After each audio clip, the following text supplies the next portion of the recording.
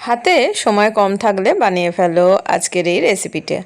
একদম কম উপকরণ দিয়ে খুব চটজলদি হেলদি এই রেসিপিটা তোমাদের সাথে আজকে শেয়ার করব। তো দেখো, একদম কোনো রকম কোনো ঝামেলা ছাড়াই যারা ওয়েট লস জার্নিতে আছো তারাও এটা ট্রাই করতে পারো। ব্রেকফাস্ট বা ডিনারে এটা কিন্তু অবশ্যই তোমরা ট্রাই করতে পারো।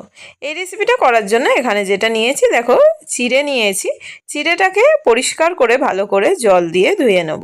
তো জলে ভিজিয়ে রাখার কোনো দরকার নেই, এটাকে ভালো করে পরিষ্কার করে জলে ধুয়ে নিয়েছি, দেখছো। এবার এখানে নিয়েছি একটা মিক্সার জারের মধ্যে সুজি। শুকনো এরকম অবস্থায় সুজিটাকে একটু ঘুরিয়ে নেবে, দিয়ে যে চিড়েটা আমরা ধুয়ে রেখেছি তার মধ্যেই কিন্তু এই সুজিটা যেটা আমরা গুঁড়ো করে নিয়েছি দিয়ে একটুখানি লবণ দিয়ে এটাকে ভালো করে মিশিয়ে নেব। এটাতে কোনো রকম জল অ্যাড করার দরকার নেই, কেননা চিড়েটা যেহেতু আমরা ধুয়েছি এর মধ্যে একটু জল জল ভাব থাকবে, সেটা দিয়েই কিন্তু এখানে মাখা হয়ে যাবে। তো তোমরা যদি চামচে অসুবিধা হয় হাতের সাহায্যেও কিন্তু এটা মেখে নিতে পারো, কোনো রকম হাতে তেল বা ঘি দেওয়ার কোনো দরকার নেই। দেখো আমি এটা রেডি করছি, কোনো রকম কিন্তু হাতের মধ্যে এটা লেগে যাবে না। তো সুজি আর চিড়ে দিয়ে এইভাবে কিন্তু আমরা দেখো এইগুলোকে রেডি করে নিচ্ছি। আর যখন কড়াতেও দেবে দেখবে কত সুন্দরভাবে এটা হয়ে যায়, কোনো রকম একটুও কিন্তু কড়ার গায়ে এটা লেগে যায় না।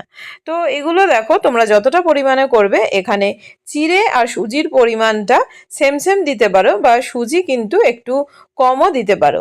মানে ধরো 100 গ্রাম যদি চিড়ে নাও, কেউ কিন্তু 75 গ্রাম সেখানে সুজি অ্যাড করতে পারো, তাতেও কিন্তু কোনো প্রবলেম নেই।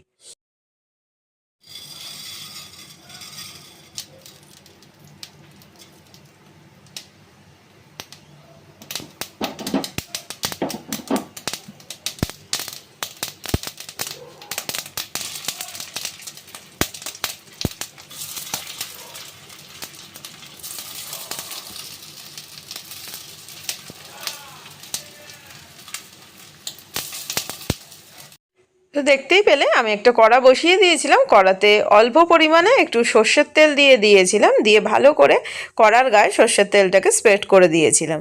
দিয়ে এখানে আমি কালো সর্ষে অ্যাড করেছিলাম। কালো সর্ষে অ্যাড করে আমরা, আচ্ছা এটা যখন সেপ দিয়েছিলাম একটুখানি বলি, আমি দেখবে গোল করে মানে গোল গোল করে তারপরে একটুখানি প্রেস করে দিয়েছিলাম যাতে এরকম একটুখানি চ্যাপ্টা আকৃতির হয়। তো এগুলোকে দিয়ে দিয়েছি, এগুলো হালকা করে এইভাবে ফ্রাই করে নেব। এটা যখন ফ্রাই করব তখন কিন্তু আমরা গ্যাসটাকে একদম কমিয়ে দেবো, কেননা এটা আলাদা করে স্টিম করার কোনো দরকার নেই, এইভাবেই কিন্তু এটা কুক হয়ে যাবে।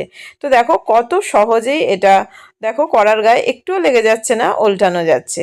তো এইভাবে কিন্তু আমরা এটা রেডি করে নেব। আর ওপর থেকে একটুখানি এখানে গুঁড়ো লঙ্কা দিয়ে দেবো কালারটার জন্য, এটা অপশনাল, তোমরা যদি মনে করো যে এটাকে স্কিপ করবে সেটাও কিন্তু করতে পারো। হেলদি একটা রেসিপি, তো সেই জন্য যদি মনে করো। আর এখানে যে আমি তেল দিয়েছি, তেলের পরিবর্তে কেউ যদি মনে করো তেলটাকেও অ্যাভয়েড করবে, তাহলে কিন্তু অবশ্যই এখানে ঘি বা বাটার নিজেদের পছন্দ মতো কিন্তু তোমরা ব্যবহার করতে পারো। সর্ষের তেল দিলে টেস্টটা একটু ভালো আসে এটাতে। তো তোমরা যেটা কমফোর্টেবল সেটাই কিন্তু ইউজ করতে পারো। তো এইভাবে দেখো নেড়ে চেড়ে ভালো করে এটাকে মিশিয়ে নিচ্ছি একটুখানি, যাতে দেখতে ভালো লাগে। সেই জন্য আবারও বলছি, লঙ্কার গুঁড়োটা অপশনাল, তোমরা কেউ মনে করলে সেটাকে স্কিপ করতে পারো। ভালো লাগলে অবশ্যই চ্যানেলটাকে সাবস্ক্রাইব, লাইক, কমেন্ট, শেয়ার করো। তো থ্যাঙ্কস ফর ওয়াচিং, টাটা। সবাই খুব ভালো থেকো, সুস্থ থেকো।